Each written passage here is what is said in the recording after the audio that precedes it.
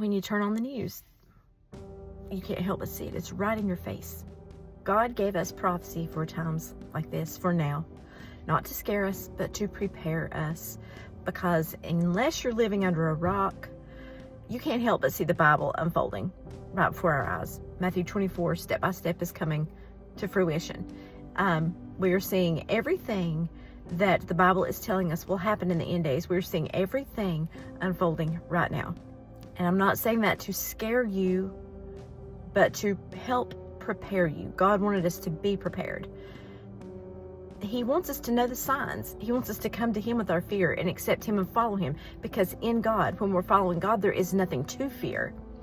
But He wants us to know so we can look for the signs, so we can be ready to help others be ready. We absolutely are supposed to pay attention. We absolutely are supposed to be watching and on guard and alert.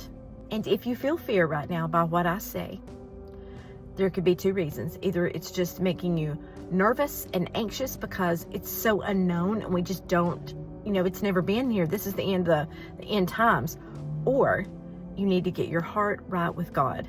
Because that time, the time to get right with God, the time to start following God, the time to lay down the world and pick up yourself to follow God, that time is closing.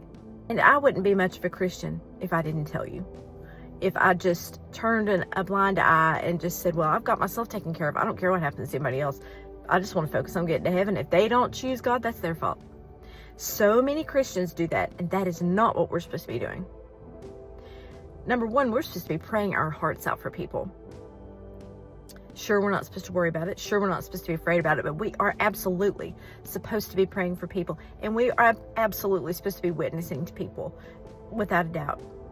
If you just sit in your homes and ignore the world and just say, okay, God, I'm ready, it's kind of being a lukewarm Christian. The reason I can say that is because I've been there. I was there most of my life as a Christian. That's what I was doing. And I know that's not what I'm supposed to be doing. We're supposed to be out serving people, serving God, praising God, and telling other people about God. No matter how we may be looked at by the world, that's what we're supposed to be doing. Jesus hung on the cross for hours, enduring torment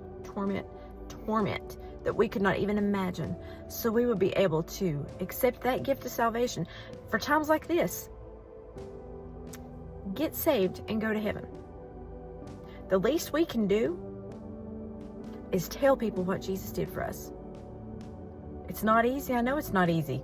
You get laughed at. Some people get mad at you. You lose friends over it. I know.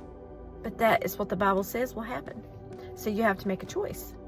So this time is just as critical for believers as it is non-believers, because this is when it tests us. This is when it tests exactly what will we do for God. Will we be proud of God, be proud of our Christianity? And when I say proud, I'm not talking about the sinful proud.